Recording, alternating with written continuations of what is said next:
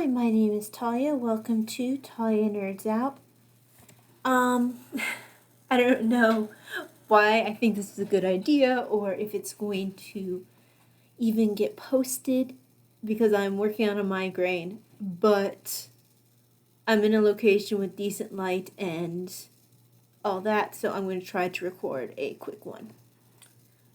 This Carl's going to drive me insane.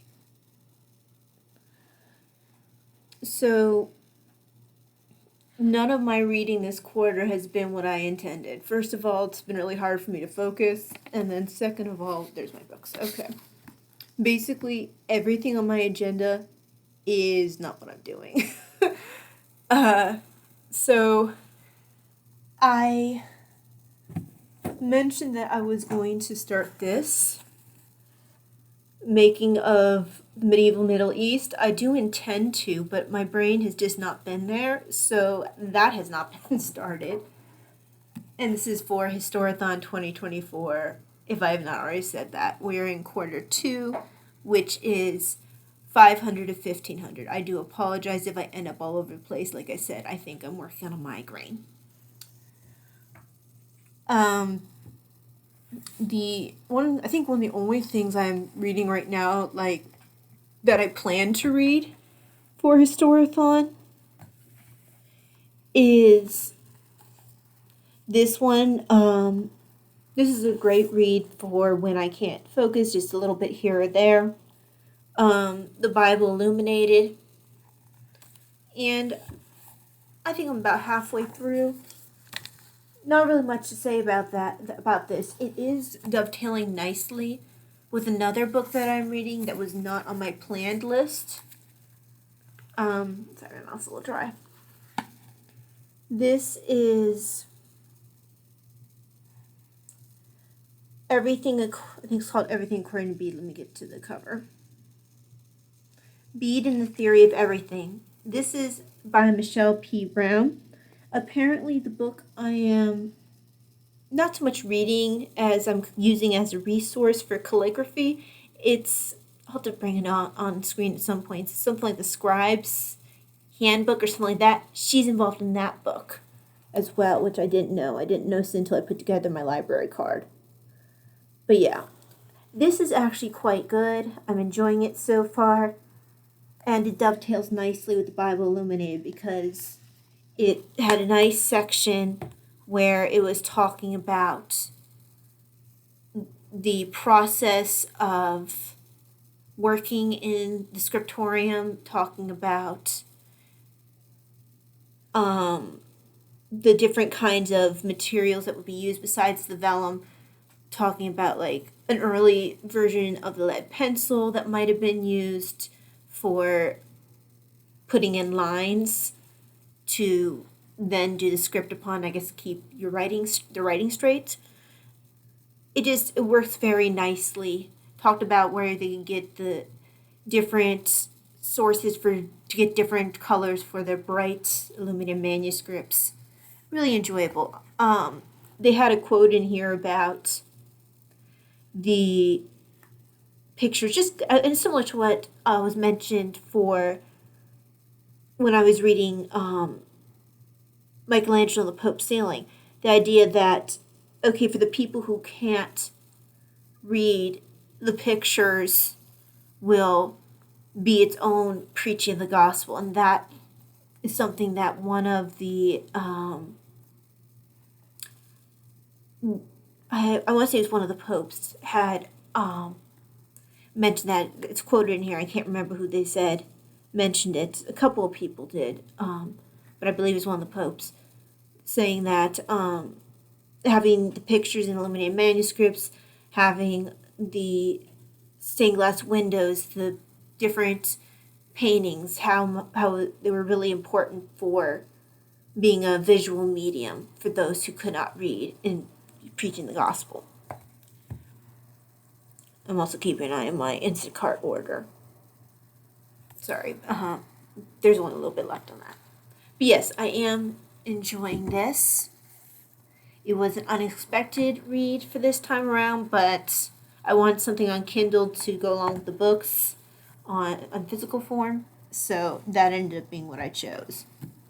Let me take a drink. Tea's called Irish Stout, but it sans any alcohol. Then I am listening to 2 books. Well, I was listening to 2 books. I'm currently only listening to one. The one I'm currently listening to is called The Greatest Night, and it's about, I think it's William Marshall. Hang on. I always forget the first name. Tom. The Greatest Night. I actually have the Kindle form too, so if Audible isn't cooperating, which it's not, I'll pull up the Kindle form or just pull it up on, William Marshall. Power Behind the Throne. Yeah, my brain just wasn't braining.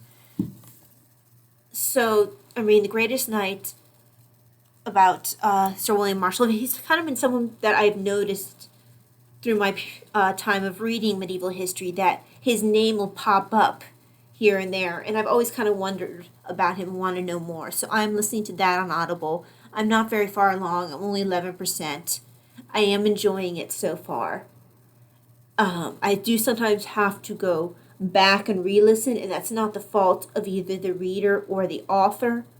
It's my own ability to focus. What I need to do is switch back and forth between the Audible and my Kindle, because they do sync.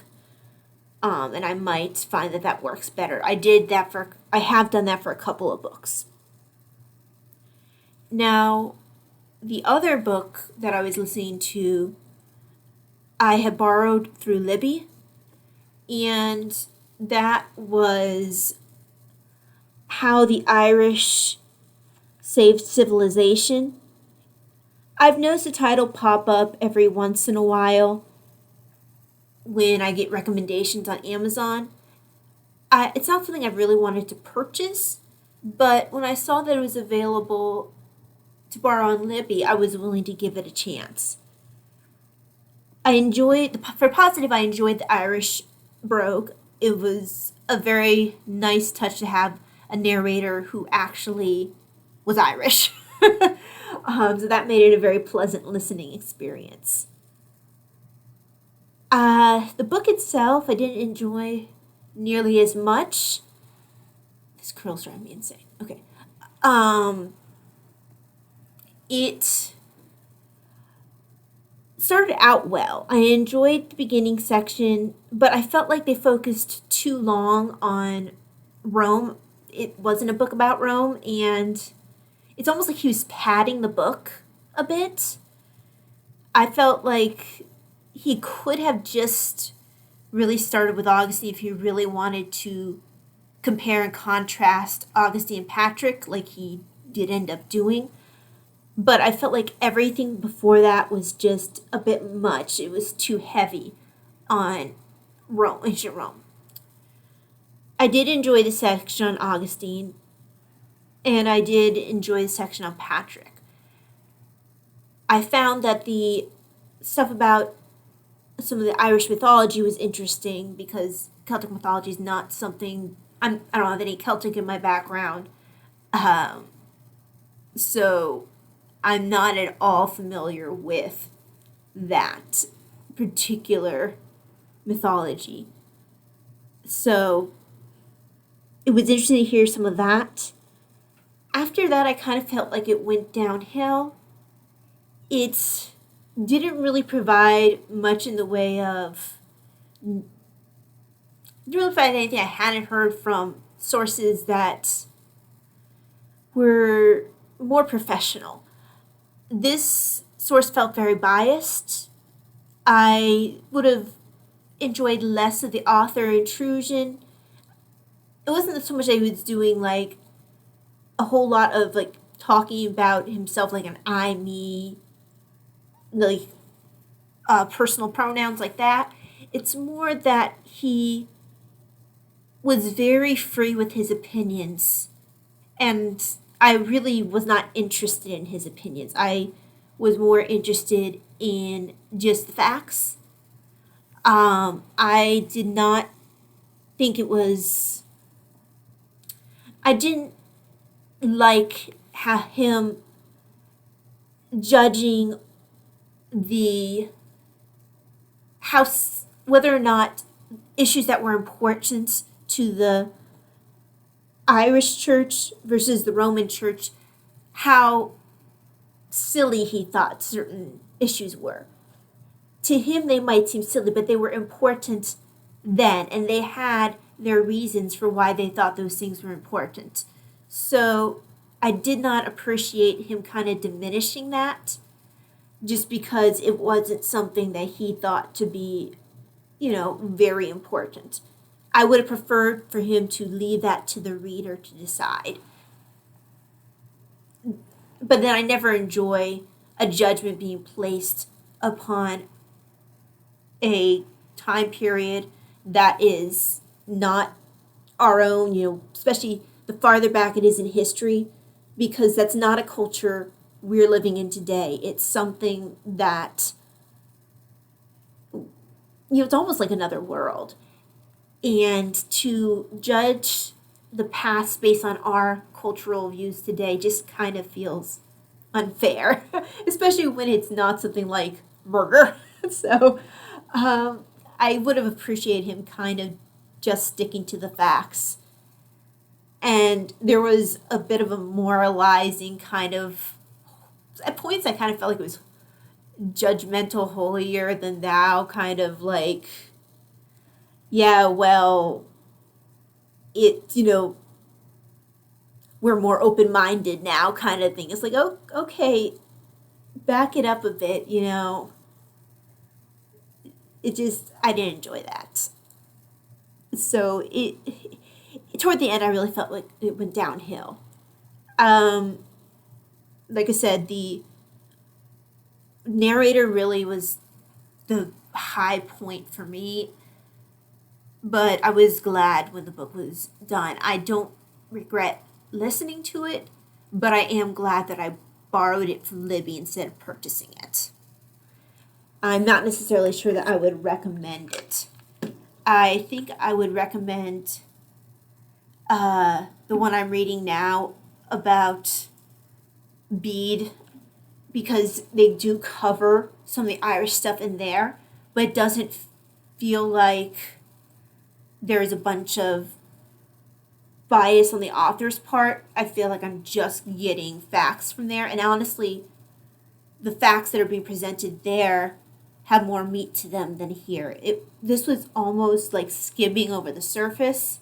It was meh. What else? Sorry about that. Non-Historathon. Reading this in a buddy read with my mom.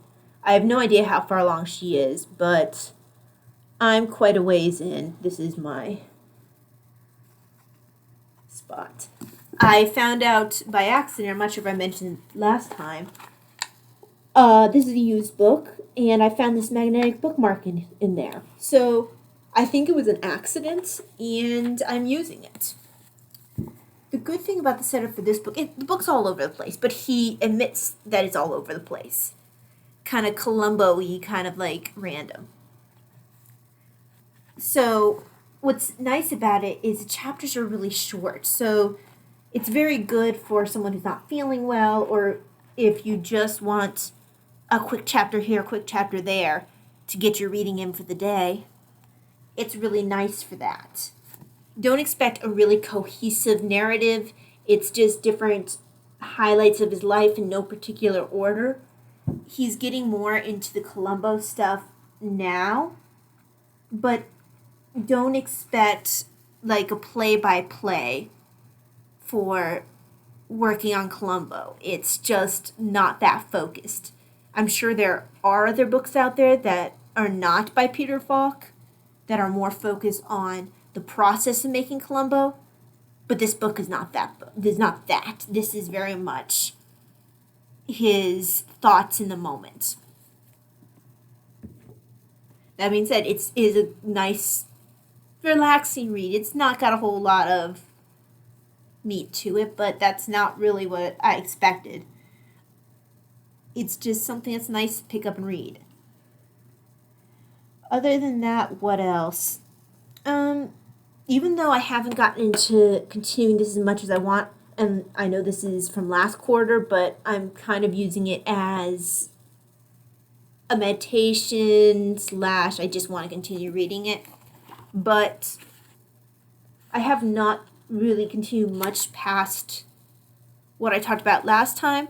But the reason I bring this up is I picked up another book. It was recommended to me on Amazon. And I am really kind of excited about this one. So this is from a forensic doctor. And it's called The Crucifixion of Jesus, a Forensic Inquiry.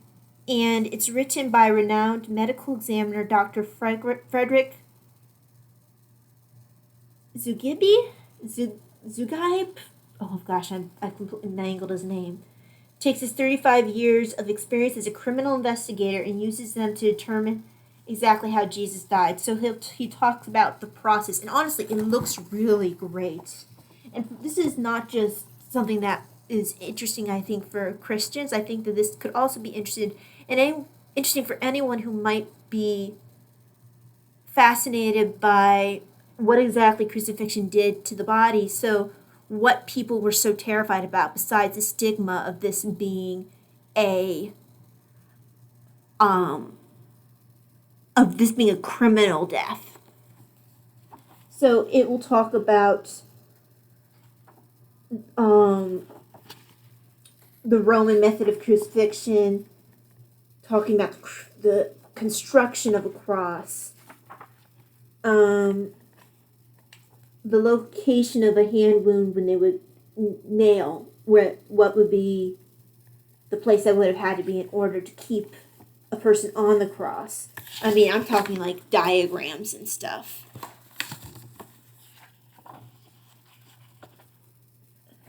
What will be the position on the cross, the cause of death while on there. And if you are familiar with the Bible, I forget which gospel talks about the sweating of blood, there is an actual medical condition, for lack of a better term, where under extreme stress, a person can actually sweat blood. And he talks about that in here. It's not common, but it can occur. And he has diagrams of the positions of scourging. He does different tests, and he has tests of someone on a cross-like structure. So yeah, I'm really excited about this book. I'm not sure when I'm going to start reading this, because while this is historical, this is also kind of taking a step beyond that, I feel. I don't know. We'll see when I get this in. But I'm really excited about this. And it was one of those Amazon's knows me too well kind of books. Other than that, I just really want to do quick updates, take advantage of the fact that I am in good lighting. But yeah, that's it for this month thus far of Historathon 2024. Not exactly going the way I intended. It's been really hard for me to get reading in, just with focus and a lot of light sensitivity. It feels like I've been having a lot of migraines lately. So it just hasn't been great for either reading a lot or catching up on people's booktubes. So or being on the Discord, to be quite honest. So I hope that as this quarter continues, things will ease up a bit, because this is one of my favorite quarters. And I'd hate to just kind of, struggle along for that. This Historathon has not been particularly stellar for me thus far. I kind of feel like I'm barely getting any reading in, so hopefully that'll pick up. Oh, I also forgot to mention, I didn't bring it with me, but the Medicine and Religion book by, I think it's Ferguson. I finished the little section for medieval. So I will pick that up again next quarter when he starts talking about like Tudor era, early modern. So that book is on pause until next quarter. I don't think I have anything else to talk about for this video. If I think of something, I can always record another one. I just wanted to take advantage of being in a location that is less dark and looks a little bit more organized than where I normally record. But thank you very much for joining me for Talia Nerds Out. Hope that you have a blessed day, and I will see you next time. God bless. Bye-bye.